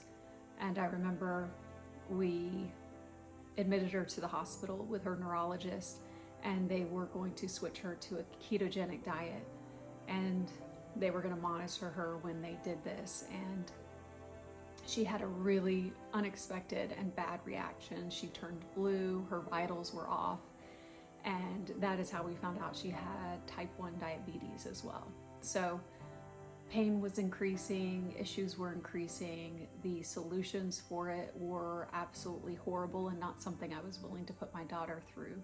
So in discussing this with her pulmonologist, he said that we might want to include Kids Path, which is a pediatric hospice program. And in my mind, I wasn't sure she was going to get better at that time. And we had decided that we weren't going to do any of those horrible surgeries. And I thought that this could possibly mean that she would die, but I did not want to accept that yet. But I did have hospice come in to help us. And I told everyone it was just because she was having a lot of issues and needed coordinated care. I wasn't ready to share that I had made the decisions that I wasn't going to do these other surgery options for her. And luckily she surprised us all and got better, and she graduated from hospice. But I always knew deep down that this was the beginning of slowly losing her. And I did not want to admit that. And at the same time, while all of this is going on, I remember I had ran to Starbucks and my mom was with Sophia, and I received a call from Sophia's case manager who managed the secondary program that provides life-saving healthcare for Sophia, helps cover costs that our private insurance wouldn't, and allowed us to have nursing aides in our home to help watch Sophia because she needed to be watched 24/7. And she stated that the state, the people within this program, had decided to decrease the life-saving healthcare services by up to half for thousands of disabled children in North Carolina. And my heart sank. And I felt like there's nothing that I can do. This is going to change our lives. This is going to put Sophia's life at risk. I just remember feeling really lost and upset and worried about the future of Sophia's life, my family's life. And then I remember getting a second call, and she said, hey, let me give you the name of these two moms that have created a Facebook page to share information about this and to fight back against it. And so I went home and I looked up the page, and I was reading through the post, knew I wanted to get involved and help. And I said, I'm here to help. What can I do? And they said, you know, we really need somebody to go on the news so that people understand what is happening, and we need someone to share their story. And I remember typing in the comment box that if no one else will go on the news, if you can't find anyone else, I will do it. And then I deleted it and thought about it. Up until that point, I had chosen to live a more private life. I only had a private Facebook page that family followed for updates on Sophia, and a Caring Bridge page, because we had taken Sophia out into the world and people were cruel and hateful, and the experience was a negative one, and I never wanted Sophia to experience that. And I knew that her time was limited on earth, and I just wanted her to be surrounded by love and adoration. And in that moment, I typed it out again, and I said, I have to do this. I am willing to do whatever it takes to protect my daughter and her life. And I typed it out and I said, I will go on the news. And I remember reaching out to a news station, and they were interested in sharing the story. I remember the time being set up, and it was rush hour when they were coming, so they were saying they were running late. It was something I had never done, never wanted to do. I just wanted to be a stay-at-home mom. And while I was a fierce advocate for Sophia her entire life, it was done privately. And I had to get over so many fears and insecurities to become the person that she needed me to be in that moment. And I remember sweating and shaking and trying to desperately think of ways to get out of doing this interview and thinking, how can I cancel as they're on the way? And they got there, and I sat down, I gave my interview. It was all a blur. Always in the back of my head, I don't know if it's going to be the last picture we take of her or her last birthday. Inside this Cornelius home, you'll find a family who has learned to savor every last second. There is a constant panic and you have to learn how to calm it so that you can live happily day to day. Sophia is Natalie and Mark Weaver's firstborn. She is at a high risk for sudden death, so she needs to be watched. Every moment of every day and night, Sophia needs eyes on her little body. There have been many times where she just stops breathing. For years, North Carolina's Department of Medical Assistance has helped provide around-the-clock nursing care and equipment, which is the reason this family can keep their girl at home. And this mom is tirelessly fighting against the cuts. She says without the services, hundreds of families statewide may be forced to institutionalize their children, a choice she can't imagine having to make. It's really hard to fight for our child's life every day, and now we're fighting for their services so that they can stay alive. And then I remember watching the interview and thinking, wow, I did a good job. I can't believe it. I look like I know what I'm doing. And really, I did know what I was doing. I was advocating for my daughter. It was just, I was doing it publicly now. And I knew that I would receive hate from that, and I didn't know how I would react. And I remember the very first hateful post, someone said, "You should have left her in the hospital to die." And I thought, wow, that hurts. But I quickly got over it, and I realized that I could deal with the hate. And I had been avoiding it Sophia's entire life because it really did hurt me a lot when I would experience it, when I would take her out. But this time I felt stronger, and more hate would come in, but it wasn't too bad. Most people were so loving and supportive and kind and joined our fight to stop our state from decreasing these life-saving healthcare services for thousands of kids in North Carolina. And we went to meetings with the state, and within 6 weeks we stopped them from what they had planned on doing. And for the first time I found my voice and was unafraid to use it, and I felt more like myself than I had ever been. And so when 2017 rolled around and the current administration was working to repeal some of the healthcare protections that were in place for people with pre-existing conditions and disabilities, I knew that I was prepared and able to join the fight to stop that from happening.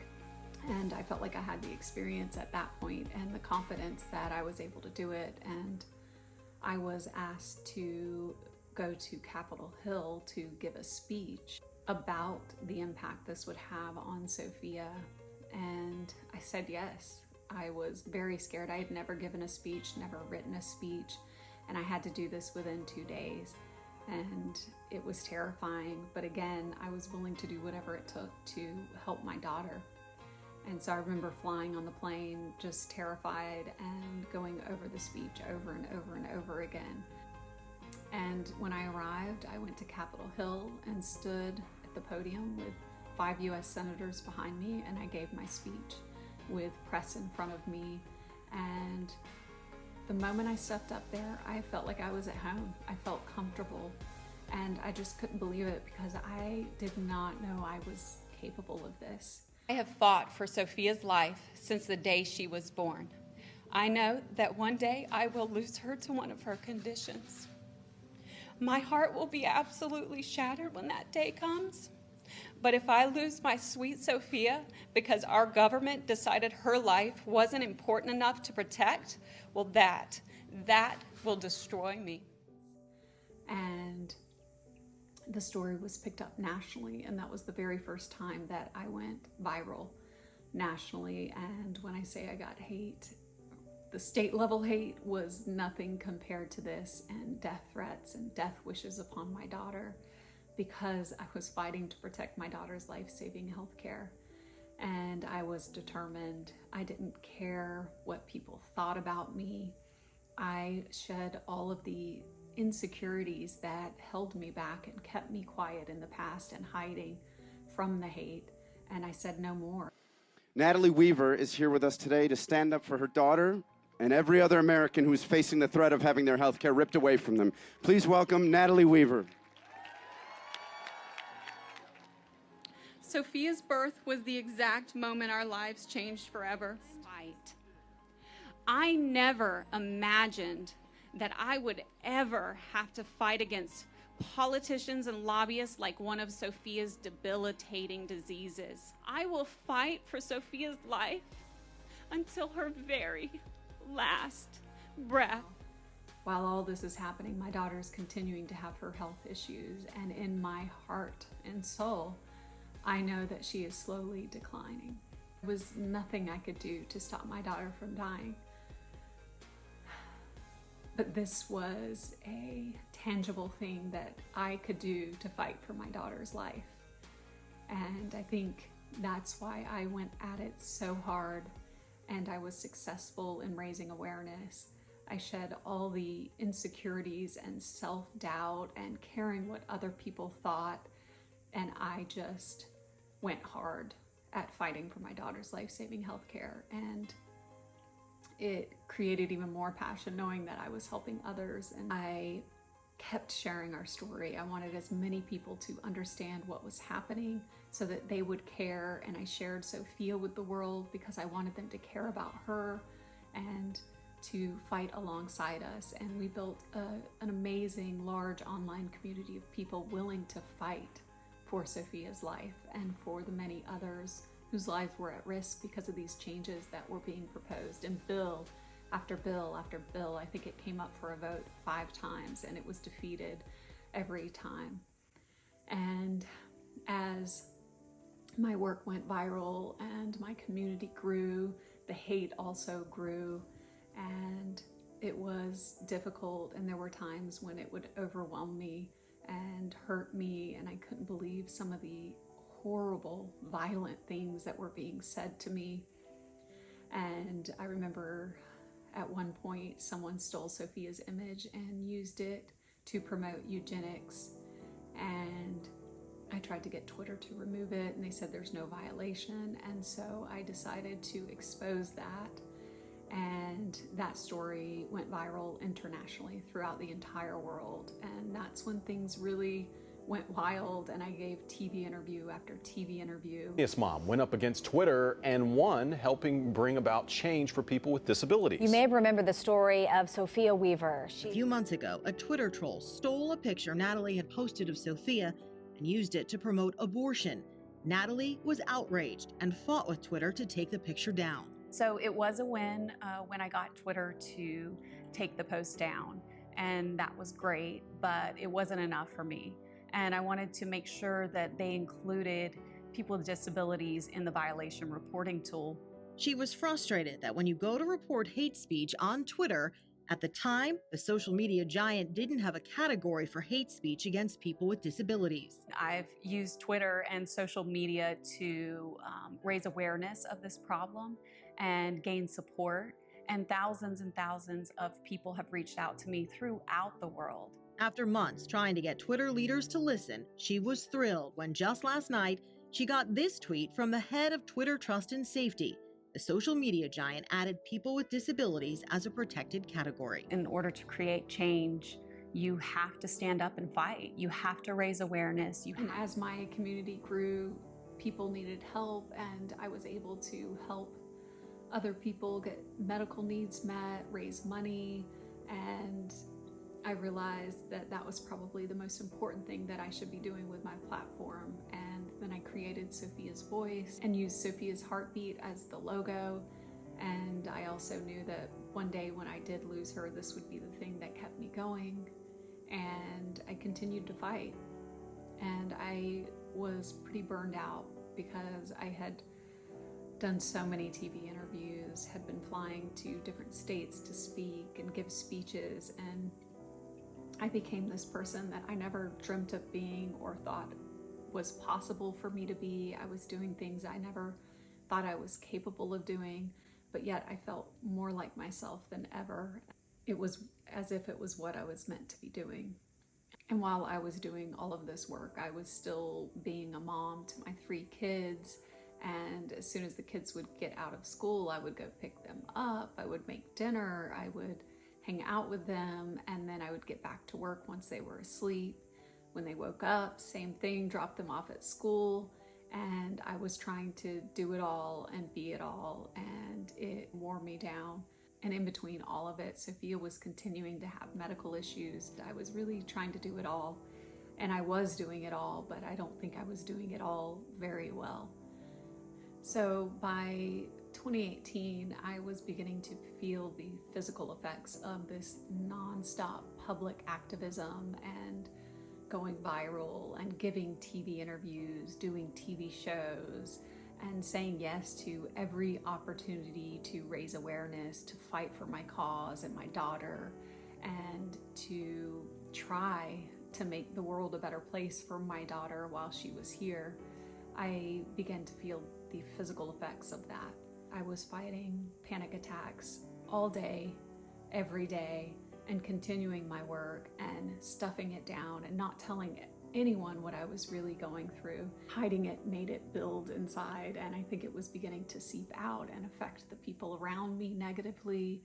And that is one of the things that I regret, is not being balanced with the work that I was doing and all the things that I was going through, and fighting for Sophia while in the background taking her to her appointments and watching her struggle and go through things, and knowing in my heart that she was declining. Sophia started to have an unexplained pain again, and what we would do is scan her body and ask where it hurt to try to figure it out. We would take her to multiple specialists to see if they could figure it out, get imaging done if necessary. We thought maybe it was her hip again, but it wasn't. And then we got her kidneys checked, and they found kidney stones lodged. And the doctor said, you know, it's up to you, but this is likely what's causing pain. If you would like to get the kidney stones removed, it's a fairly simple procedure. He does them all day, every day.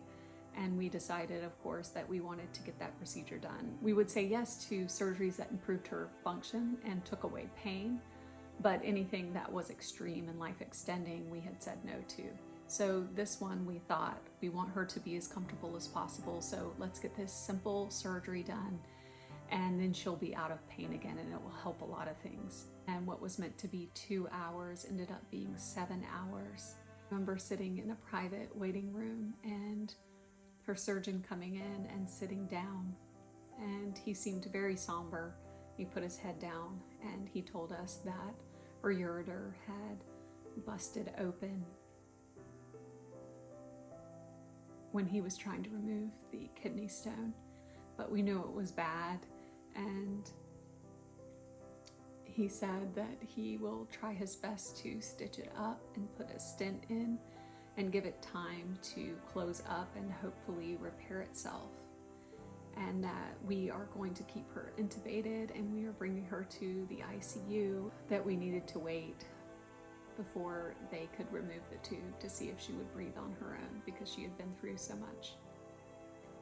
A part of me felt like this was the start of the ending for her, and that the options that he had if her ureter did not repair itself would put her at even more risk with all of her other conditions. And so we waited, and instead of coming home comfortable and happy, she came home with drains coming out of her body, and we came home with the knowledge that she might not ever recover from this. And at that point, I remember my mind being heavily on death and trying to process the possibility that we were getting even closer than we imagined, and working through that in my mind while dealing with the fact that I hadn't let my body and mind rest for over 3 years at that point. And it was a really big fall for me, going from working nonstop full time, dealing with all of this hate and fighting these things, to now knowing that I'm likely going to lose my daughter. We had to make the tough decision to make plans if something did happen. And we visited a funeral home, and we wanted to make arrangements when we were in more of a clear, calm state, but it was really difficult. We decided after we did that, that we would not focus on that, that we would focus on her healing. I love you. I love you. I love you. You love me too? You do. I'm a lucky mommy. I'm a lucky mommy. Mwah. I'm a lucky mommy. I'm glad you love me. I'm glad. Sometimes I annoy you, don't I? Do I annoy you sometimes? I do. Well, I can't help it. That's what mommies do. They annoy their kids. I still love you. As I've mentioned before, Sophia's birthday would bring mixed emotions. It would bring up memories of her birth, and every year I would fear that this would be the last birthday we would be able to celebrate. And eventually, when her 10th birthday came, that was the last birthday we were able to celebrate with her here. And after everything she had been through, I knew I wanted to do something very special for her, and I wanted her to be aware of all the people throughout the world who grew to love her and knew so much about her and supported us. And so I reached out and asked people to send in birthday wishes, and we received birthday wishes from all over the world. And it was about a 45-minute video once I put all of the birthday messages together, and she got to watch every single one of them. Some were even beautifully animated, and she got a kick out of all of the videos. And she received hundreds of birthday cards from people in classrooms and children from all over the world, and I read them to her, and she knew that she was surrounded by so much love. Every couple of months, she would need to get the stent removed, get her ureter checked, and if it wasn't fully repaired, he would put in a new stent. And so we did this, and on the 6th time doing it, we're struggling to get her to breathe on her own. They were able to put the tubes in her nose, a high flow to help her breathe. And we eventually went into a room, and she did not respond or wake up for days. And when she finally came to, of course, she's bright-eyed and sweet, and I just remember knowing that her body is saying enough. She is tired, and even though it was a simple procedure, she's been through too much, there's been too much damage, and we cannot continue to do this.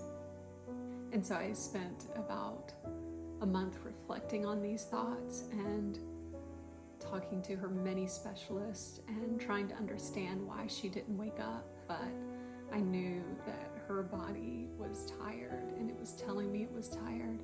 And one of the promises I made to Sophia when she was born is that I would always listen to her body, and I would never push beyond.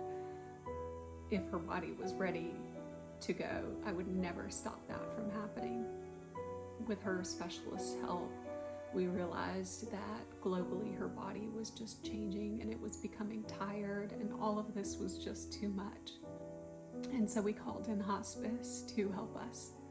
I remember talking to Sophia, and I said, how would you feel about no more doctors, no more surgeries, needles? How would you feel? And I explained to her what that meant, and she looked at me. She was very sassy still, rolled her eyes like, oh, it's about time. And she hadn't done it or talked in a while because she had been through so much, but she signed and said, all done. During that time, we decided to focus on her living and not dying, and the large community of people that we had built through the work that I had done, and people loving Sophia. They rallied around us and helped her receive so many beautiful experiences before she died. And I will share that with the last episode of the Grow with Sophia series. For some reason in my mind, I thought we had at least a year with her. And we only had a few months.